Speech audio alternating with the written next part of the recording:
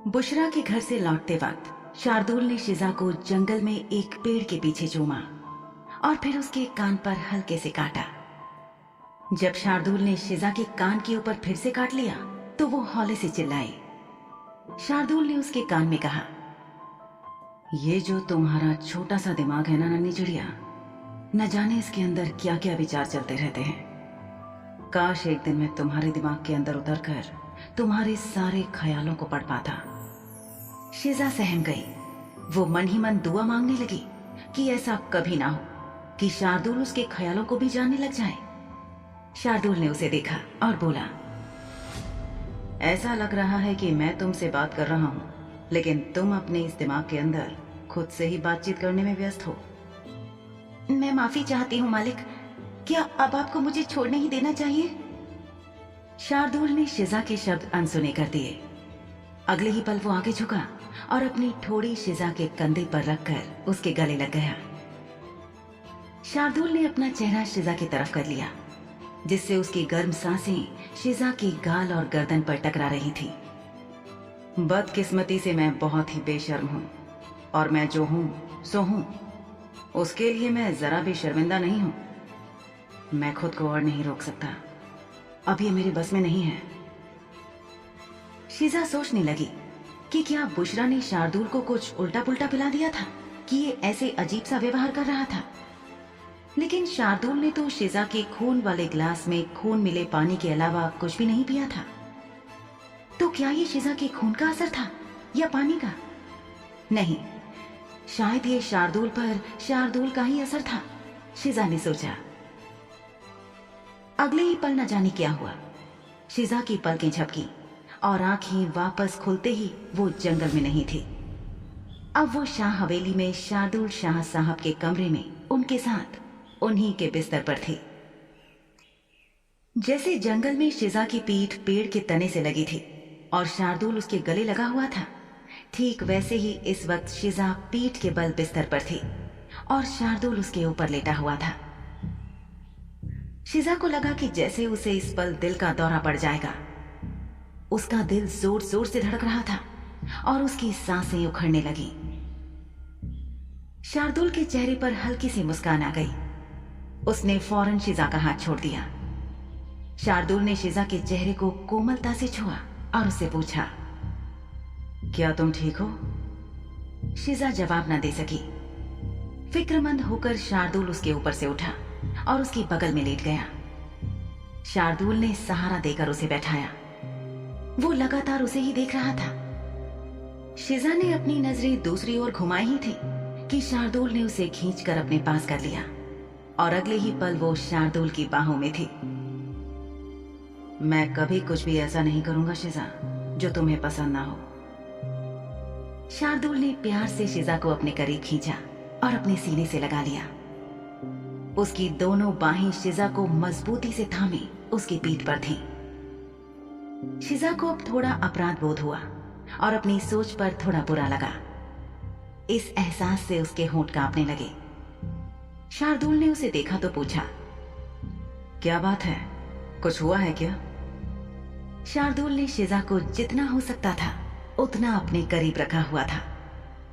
पहले जब जंगल में उसने शिजा की कलाइयां पकड़ी थीं, उसके विपरीत इस वक्त शार्दुल के हाथ शिजा की पीठ पर बहुत कोमल थे। आज शार्दुल की हरकतें ही नहीं बल्कि उसकी आवाज में भी आश्चर्यजनक रूप से शांति थी। शिजा ने जल्दी से खुद को वापस खींचने की कोशिश की। वो शार्दुल की बाहों की कैद से आजाद होना चाहती थी। क्या बात है, मुझे बताओ शिजा, क्या तुम्हें खुद को या अपनी भावनाओं को किसी और को सौंपना या उनसे बांटना मुश्किल लगता है? शार्दुल के सवाल के जवाब में शिजा ने कुछ नहीं कहा। शार्दुल ने शिजा से कहा, तुम्हें अच्छी तरह से पता है कि मैं तुम्हें तब तक जाने नहीं दूंगा जब तक तुम ये नहीं बता देती कि ये सब क्या हो रहा है। शार्दुल को यकीन था कि कुछ हुआ है, वरना कुछ समय पहले तक शिजा ठीक थी। उसकी आंखों में हैरानी थी और सांसें धीमी हो गई थी। शार्दुल उसके दिल की धड़कनों को सुन रहा था। अचानक शिजा शून्य में ताकती हुई खो गई। उसकी आंखें लगभग खोखली हो गई थी, जैसे कि वो कुछ अनुभव कर रही हो, जिस तरह से अचानक उसकी प्रतिक्रिया बदली और वो चौंकी थी, उससे शार्दुल को शक हुआ कि कहीं उसके साथ कोई छेड़छाड़ तो नहीं हुई। आप फिक्र ना करें, कोई खास बात नहीं है। शिजा की इतनी धीमी आवाज सुनकर शार्दुल ने उसे अपनी बाहों से आजाद कर दिया, लेकिन अपने पास बिस्तर पर ही बैठाए रखा। फिक्र ना करने जैसा लग तो नहीं रहा था। दोनों की आंखें एक दूसरे से मिली। शिजा उसे टकटकी लगाकर देख रही थी। शिजा पर गुस्सा करने या उसे तंग करने के बजाय शार्दुल पीछे तकियों के सहारे बैठ गया और उसने अपना एक हाथ अपने सिर के पीछे लगा लिया। साफ था कि वो फिक्रमंद था। मुझे बस एक बुरा ख्वाब सा आया। बार बार ये बुरे ख्वाब मुझे दिखते हैं। किस तरह के बुरे ख्वाब? शार्दुल सारी जानकारी को बाहर निकालने की कोशिश कर रहा था ताकि बात के मूल बिंदु तक पहुंच सके। शिजा शार्दुल की जलती आंखों को खुद पर महसूस कर सकती थी। शार्दुल उसके बोलने का इंतजार कर रहा था। सच में कोई बहुत बड़ी बात नहीं थी, लेकिन कुछ ऐसा था जो उसकी मां के निधन से पहले हुआ था और थोड़ा अजीब था। जब वो हकीम की तलाश में गई थी तब उसका शायद उस दिन वक्त खराब था। उसके सपने ने शायद चीजें बढ़ा चढ़ाकर उसे सिखा दी और वो घबरा कर पसीने में नहा गई। कम से कम उसे यही लगा। उसे यह भी नहीं पता था कि अचानक वो चीजें उसकी आंखों के सामने क्यों दोहराने लगी हैं। कुछ महीने पहले जब मेरी मां बीमार पड़ गई थी, मैं पैदल अपने गांव से हकीम साहब के गांव के लिए निकली थी। गांव क्या था, उनका तो कस्बा ही कहा जा सकता था। उस दिन यातायात के सारे साधन बंद थे। कोई बैलगाड़ी, घोड़ा गाड़ी नहीं मिल रही थी क्योंकि दंगे हुए थे। कुछ लोग मिलकर मनुष्यों से नए नए पिशाच बने लोगों को ढूंढ ढूंढ कर जलाकर मार डालने की कोशिश में थे। इसी की वजह से अराजकता फैली हुई थी। वो बहुत मुश्किल सप्ताह था क्योंकि पहरेदारों ने सारे रास्ते बंद कर दिए थे, जिससे यातायात और परिवहन ठप होने से सारा व्यापार रुक गया था और व्यापारी बहुत मुश्किल में थे। जब मैं हकीम साहब के कस्बे में पहुंची तो दोपहर हो चुकी थी। इससे पहले कि मैं हकीम साहब के घर पहुंच पाती, मैं कुछ लोगों से मिली जो नशे में थे। उन लोगों ने तुम्हारे साथ कोई बदतमीजी की? शिजा को यह नहीं पता था कि इसे कैसे कहा जाए और उसकी चुप्पी शार्दुल को परेशान कर रही थी। तुम्हें अकेली देखकर उन्होंने तुम्हें घेरने की कोशिश की? वैसा नहीं है जैसा आप सोच रहे हैं। मुझे मैं सुन रहा हूं। शार्दुल ने इसलिए जोर दिया कि वो जानना चाहता था कि आखिर शिजा के दिमाग में क्या चल रहा था। कौन सी बात उसे इतना परेशान कर रही थी? वो ये जानने के लिए उत्सुक था कि ऐसा क्या है जो उसे इतना डरा और चिंतित कर रहा है। शिजा ने याद करना शुरू किया। उस दिन बादल छाए हुए थे। अपनी बीमार मां के लिए मां के ही सुझाए हकीम साहब को लाने शिजा उनके कस्बे तक पैदल ही चली गई थी। शिजा को उम्मीद थी कि हकीम साहब उसकी मां को देखने से इनकार नहीं करेंगे और उसके गांव चल पड़ेंगे। हकीम साहब के कस्बे में बहुत से पेड़ थे, इसलिए काफी छायादार था। ये दूसरे शहरों या कस्बों की तरह नहीं था जिन्हें शिजा ने पहले देखा था। कस्बे का पूरा रास्ता धूल मिट्टी और गड्ढों से ढका हुआ था, जैसे कि बहुत लंबे समय से उस रास्ते को किसी ने तय नहीं किया था। शिजा के कपड़े जो घर से निकलते वक्त अच्छे खासे ढीले और साफ सुथरे थे, वे अब मिट्टी और पसीने से भर चुके थे और उसके शरीर से चिपक गए थे। इस कस्बे के घरों की दीवारों पर मिट्टी और धूल की परतें थीं। एक भी घर साफ सुथरा नहीं था। शिजा को यह सब देखकर आश्चर्य हुआ कि इस गांव का प्रधान, प्रभारी या हाकिम, ये लोग क्या इस सब चीजों पर ध्यान नहीं देते थे? जब शिजा एक गली में मुड़ी तो वहां 4 लोगों का एक समूह था जो नशे में थे। उन्होंने उसे आते देखा था और उसे आगे जाने से रोक दिया था। उनमें से एक आदमी ने अपने साथियों से कहा, देखो जरा, यहाँ पर ये कौन है? काफी वक्त बाद किसी को इतने बढ़िया कपड़ों में देखा है। आश्चर्य की बात है कि इतने तंग कपड़ों को पहनते वक्त वो इनमें घुसी कैसे होगी? अरे कपड़ों की किसे परवाह है, वो तो वैसे भी हम लोग चलो इसको पकड़ो और ले चलो कोने में। बाकी दो आदमी अपने हाथ में एक बोतल लेकर जहां बैठे थे, उन्होंने वहां से उठने की जहमत नहीं उठाई। ऐसा लग रहा था कि वे उसमें कुछ पी रहे थे। उस तरह की जगहों को नजरअंदाज करने के लिए नहीं बनाया गया था, और यूं ग्राम पहरेदारों या प्रभारी की नजरों से ओझल अकेला तो बिल्कुल भी नहीं, लेकिन ये गली सुनसान थी। अगर शिजा की मां बीमार नहीं होती तो वो ऐसी जगह कदम भी नहीं रखती, लेकिन अब उसे हैरानी हो रही थी कि उसकी वही मां कब्र में नहीं थी और वो जीवित थी।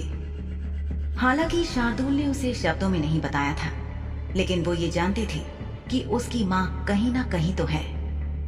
वो इतनी भी भोली नहीं थी कि ये ना समझे कि ये दुनिया कैसे काम करती है। उस दिन को याद करते हुए शिजा को याद आया कि उन्होंने उसे घेर लिया था। उन आदमियों की सांस से तेज बदबू आ रही थी, जो कि मृत व्यक्ति के सड़ांध मारते शरीर की बू से कम नहीं थी। वो स्थान छायादार लग रहा था। शायद यही वजह थी कि शिजा उनकी नजरों में ना आते हुए वो उनसे दूर जाने में सफल रही और वो बच सकी। हालांकि इससे पहले कि वो बहुत दूर पहुंच पाती, उसने पिछली गली में चीखें सुनी थी। क्या हुआ था ये देखने के लिए वापस जाने के बजाय शिजा को चुपचाप अपने रास्ते पर जाना चाहिए था। उसके दिल में पहला ख्याल हकीम साहब की तलाश में जाने का था, लेकिन दूसरे विचार पर वो वापस चली गई थी और अब वो सोच रही थी कि उसे नहीं जाना चाहिए था। शिजा ने शार्दुल की ओर देखते हुए सांस छोड़ते हुए कहा, हाँ, सच तो ये है कि वो सब बहुत बुरा और भयानक था। मैं जब पलटकर उस गली में वापस गई तो मैंने देखा कि वो जो दो आदमी बैठे हुए कुछ पी रहे थे, उनमें से एक आदमी का सिर उसके धड़ से फाड़कर अलग किया हुआ था और उसके पास ही बैठे दूसरे आदमी के हाथ में था। पूरा माहौल खौफ और मौत से भी ज्यादा भयानक था। इतनी बात सुनकर शार्दुल ने अपने बालों में हाथ फेरा। उसने सोचा कि क्या शिजा उस दृश्य से आज तक आहत थी, लेकिन अगर ऐसा था तो फिर शिजा की ऐसी हालत उस दिन भी होनी चाहिए थी जिस दिन शार्दुल ने शिजा के सामने एक नौकरानी को मार डाला था। ये सब शिजा को इस वक्त और खासकर अभी क्यों याद आया? रुको, तुम हकीम से कब मिली थी? मेरे ख्याल से तुम तुरंत हकीम को लेकर अपनी मां के पास चली गई थी ताकि वो तुम्हारी बीमार मां को देख सके। पिछली बार शिजा ने जो कहा था उसे याद करते हुए शार्दुल सिहर उठा। क्या मैं हकीम साहब को ले गई थी? कम से कम जितना मुझे याद है उसके मुताबिक पिछली बार तुमने यही बताया था, लेकिन तुमने तब या उसके बाद मुझे ये सब क्यों नहीं बताया? चीजें शार्दुल के दिमाग में ठीक से बैठ नहीं रही थी। कुछ तो गड़बड़ था, कुछ हिस्सा छूटा हुआ सा, अधूरा सा लग रहा था। मैंने नहीं बताया क्योंकि आज से पहले ये मुझे याद ही नहीं था। ऐसा किसी भावनात्मक आघात के कारण नहीं था, शिजा ने खुद सोचा।